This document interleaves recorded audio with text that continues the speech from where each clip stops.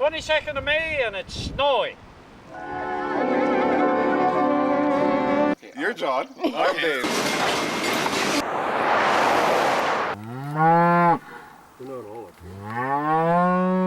It's a nice and sunny day. Muhammad Ali. He's got a heart made of yellow barley straw.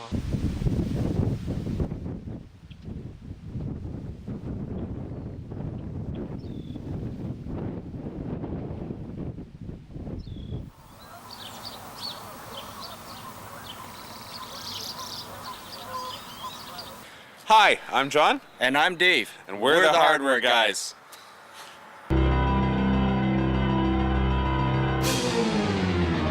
I've held baby chicks. I've held chickens. It's kind of interesting. They're so light. Yeah. They're sort of deceiving. Birds are. Yeah, the mass of the bird. Basically, just pet store kind of thing. Let bird walking your finger up your arm, or but never a wild bird. I've never held. Bye.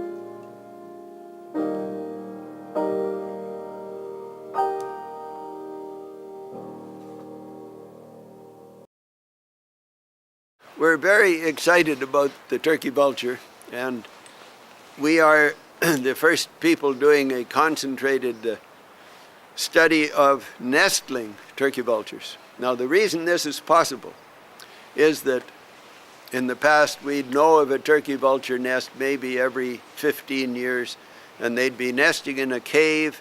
One didn't hear of many turkey vulture nests until they learned a new habit and learned of a different kind of available cave. And that is the back corners, the clothes closets, and even a bathroom in one case, of attics of second floors of old deserted farmhouses. Now, this has allowed the turkey vulture to increase in numbers, and they're counting them in Jalapa, Mexico as they go through each year. And their numbers are going up and up and up, and over 1 million turkey vultures go by Jalapa on their way to Costa Rica and South America. And so this is very scientific and very well monitored. And now we know some of the cause of this, because last year we knew of 26 farmhouses that had vultures in. We tagged 30 vultures last year.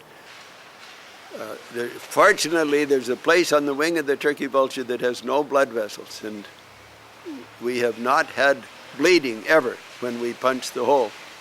And we put this tag on, and then you can read the tag with binoculars. So we've learned how long they stay around and how long it takes them to learn to fly, and they stay for about 6 weeks after they've achieved full growth.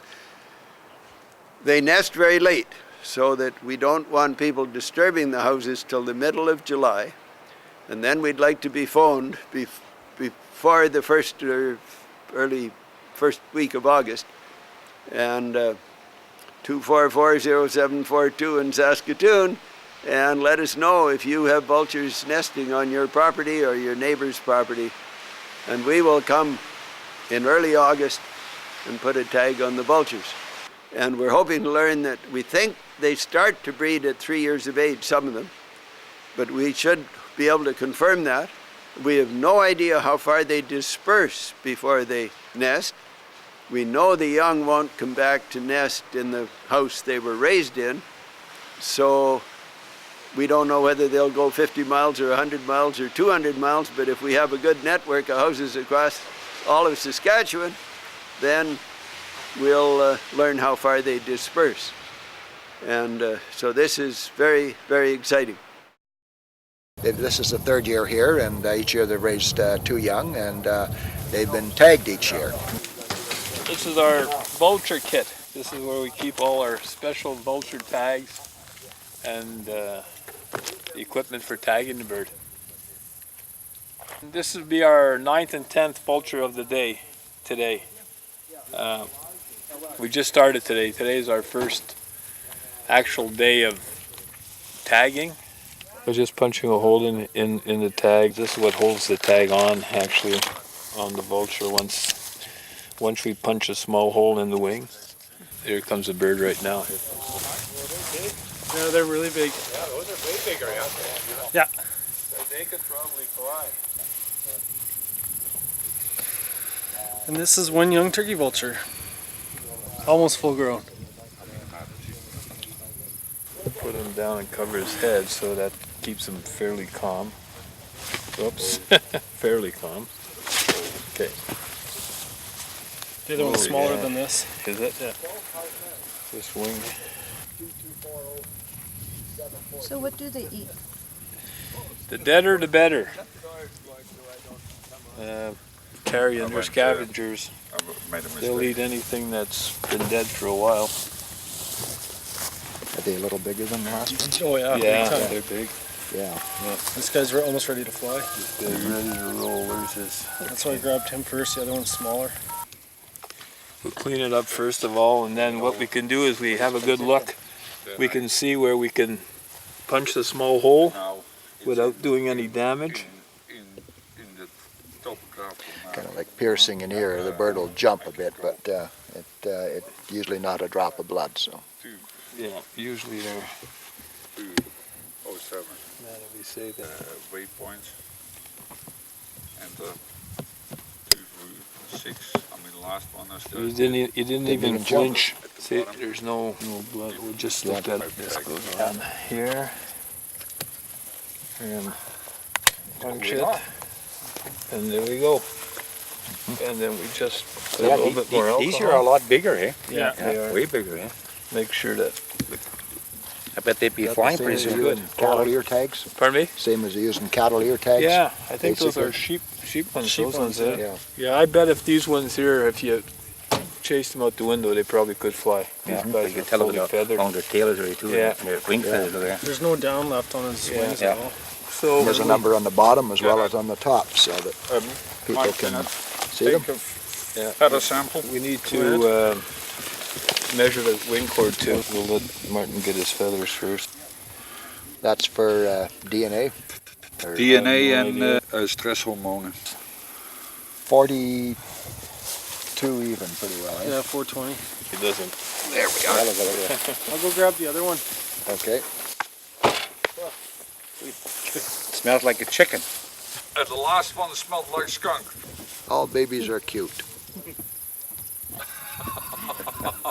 You said it. I brought my sister and my niece up here last night to see them, and they both threw up when they saw them. So Oh, really? yeah, but the vultures didn't. So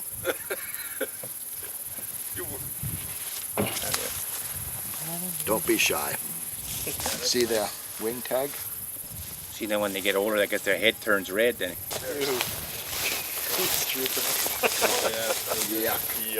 Oh, he puked. Oh, that is. What happens when you go up to their nest? They just hiss and usually stomp their feet and flap their wings at you, and then if that doesn't work, then they just throw up everywhere. Sort of a... Like Oh, a yeah, skunk, you right? have to really enjoy what you're doing. Yeah. Yeah, that's right. Yeah, just to keep the That's right. Some houses are very, very dangerous. You know, depending on the shape of the building, we've almost fallen through. Like this guy's fairly aggressive. Their feet are not very strong, but they do have strong beaks.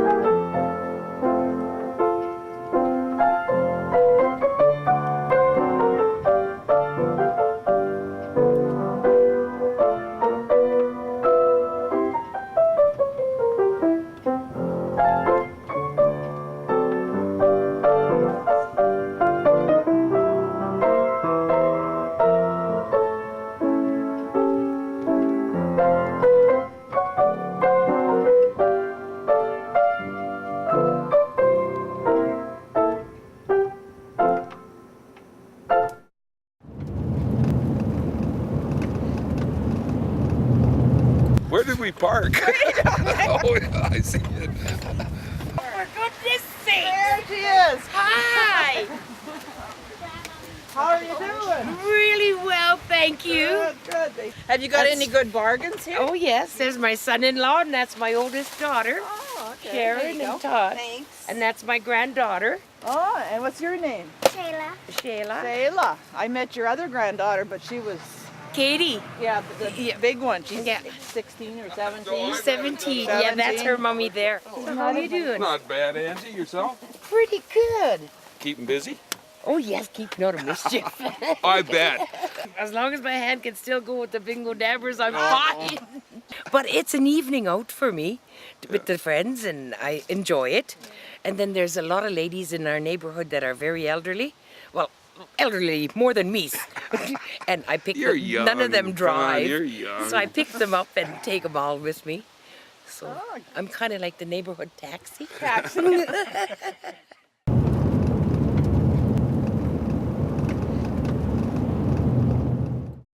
If the young ones seem to be most of the time more aggressive than the adults. When we've gone to a nest where the adults have been either with the young or on eggs, very seldom do they do anything other than they'll fake that they're dead. They'll just lay there, and they're very, very passive. They're not aggressive at all. And but the younger ones seem to have more of an attitude. But we'll take this guy back upstairs and see if we can see exactly where his nesting area is.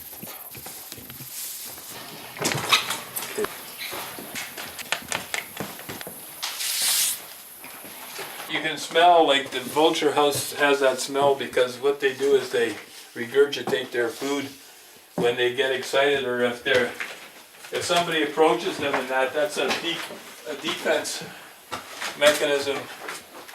They'll either stomp their feet or they'll come charging at you. Just they fake that they're going to charge at you, and then once they see that they haven't scared you, see, like, yeah, you can definitely smell the vulture house. Like, it has that distinct. There's usually two, very seldom three, sometimes one.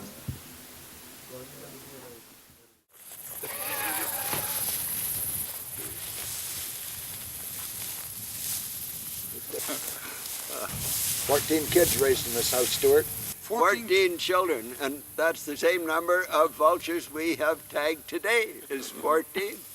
Yesterday. He actually was right there. He was right at the window before. He'll probably fly. See you guys. 8 vultures. Okay. This, of course, is the foremost turkey vulture study in North America. We're the only people putting tags on nestling turkey vultures.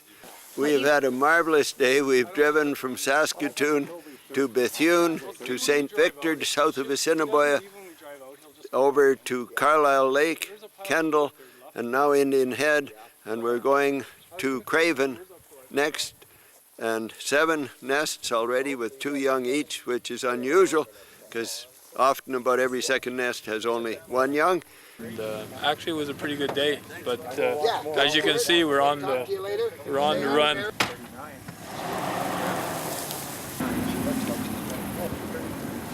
Oh, yeah, last year I seen in the Indian Head News that they were tagging turkey vultures, and nobody else is doing this type of research on turkey vultures, and they're quite docile. And of course, vultures don't kill their own prey. They feed on carrion, dead carcasses, and the more rotten and decayed it is and smelly, the better. So that's what they're feeding on. Ray had 14 vultures feeding on a dead cow north of Odessa this last week or so. Wow. So they travel 30, 40, 50 miles to find the appropriate food.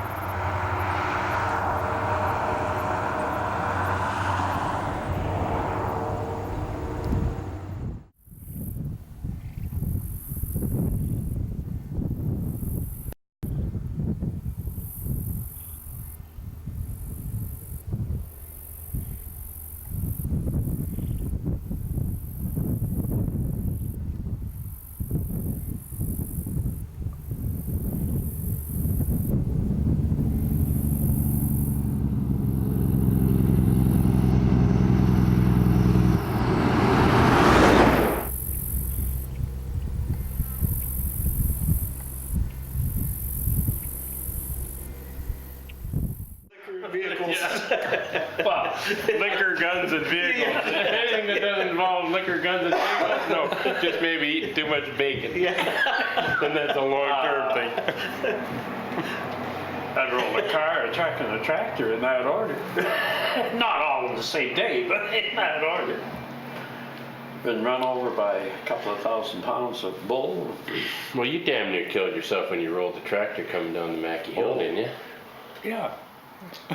In fact, didn't Bert Whistle say the only reason you're still alive is because... Well, that's right. I had Bert Whistle come and take the pieces home with his tow truck, and he came up and Bert was a big, tough, gentle, you know, swore a lot, tougher than hell, but a very sort of gentle man. And he got out of the tow truck and he looked all around, he looked at me and he said, the only reason you're alive, he said, he doesn't want you.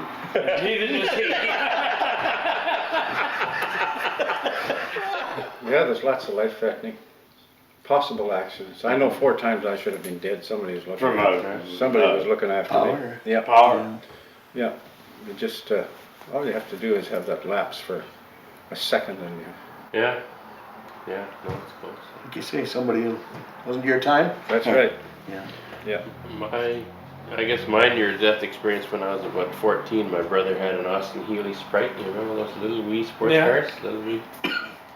And so I took it out for a drive. I wasn't old enough to drive it or anything, but and I knew he was keeping close track, so I disconnected the speedometer before I took it out, and I was out driving all around Regina in this car.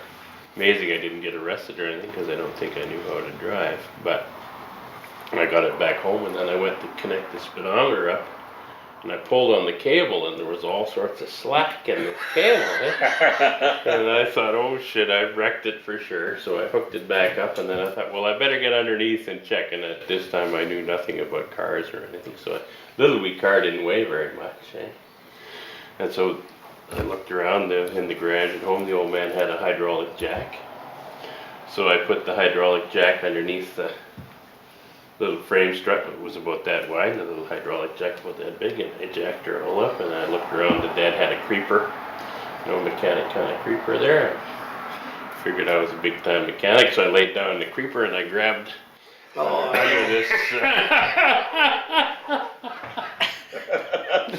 little car and went to pull myself under and pulled the sucker off the jack and fell down on my head.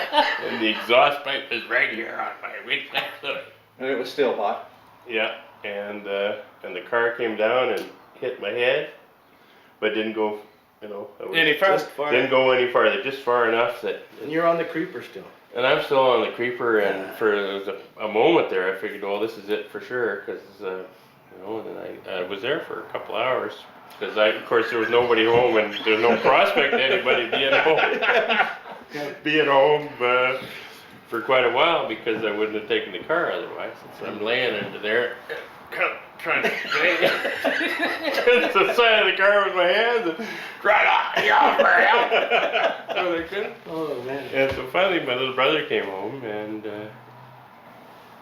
I don't know why. I guess I'd had lots of time to think about it, rather than Tell him to drive the car. rather than tell him to try to put that little hydraulic jack under that 1-inch frame strut, I told him to go over to the garage that was just behind our house, and the mechanic from there came over with a floor jack, jacked it up off my head, and said, "You better go to the doctor."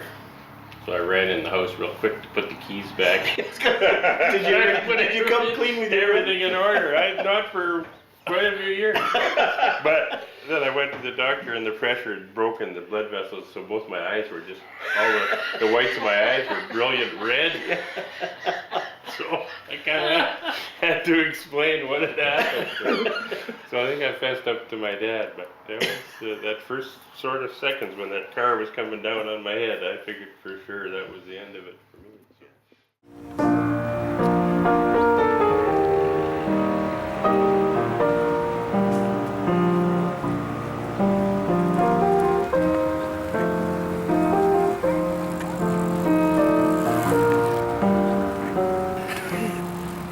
I think winter's come. Leaves are all turned from green to yellow, so I guess it's time. I don't think we're ever ready for winter. But when it comes, I guess we just accept it. Yeah.